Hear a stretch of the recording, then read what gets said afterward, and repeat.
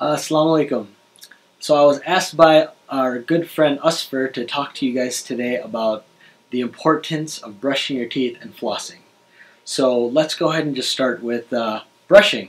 Many of you guys may not know, but you have thousands if not millions of bacteria inside of your mouth at all times.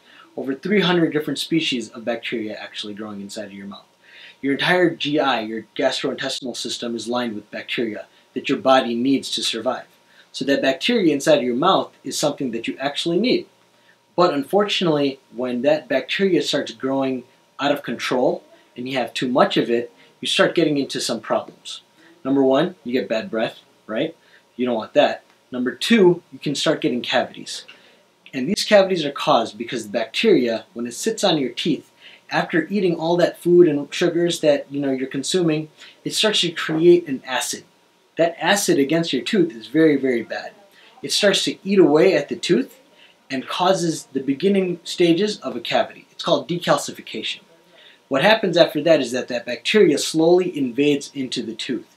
And as it gets deeper and deeper into the tooth, it gets closer and closer to the pulp. And when it gets too close to the pulp, that's when you start getting into some real trouble. So to prevent any of that stuff from even happening, you have to make sure you brush your teeth at least twice a day. Some kids always ask me, "Doc, is it okay if I just rinse with mouthwash?" That's definitely not something that I would advise. You want to make sure you're brushing your teeth with the toothbrush. You need to have physical contact in order to actually remove that bacteria from the tooth surface. So every morning, I would suggest you take your toothbrush with some toothpaste and you brush your teeth for at least 2 minutes. Spend 30 minutes in each corner of your mouth. So 30 seconds on this upper right side, 30 seconds on the upper left side, 30 seconds on the bottom left, and then 30 seconds on the bottom right.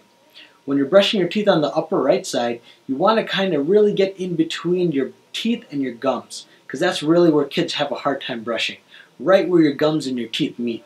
So you want to take your toothbrush, wiggle it slow, not too hard, not with too much pressure, and make sure those bristles of that toothbrush are getting right into those little spaces, okay? And you want to do that all the way across, on top your biting surfaces, and on the inside. So if you do that twice a day, that would be more than enough to help make sure the bacteria in your mouth isn't growing out of control. The next important thing that everybody needs to be doing is flossing. Dentists used to recommend only adults to floss, but now I start telling parents to get their kids flossing when they're really young, or floss their teeth for them.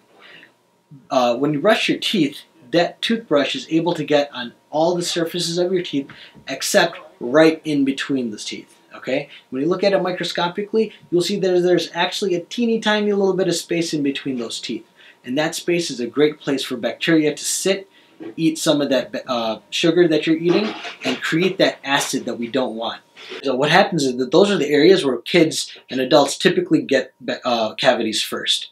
So the one way to get rid of that bacteria, make sure that acid isn't forming there, is to use floss to get in between your teeth.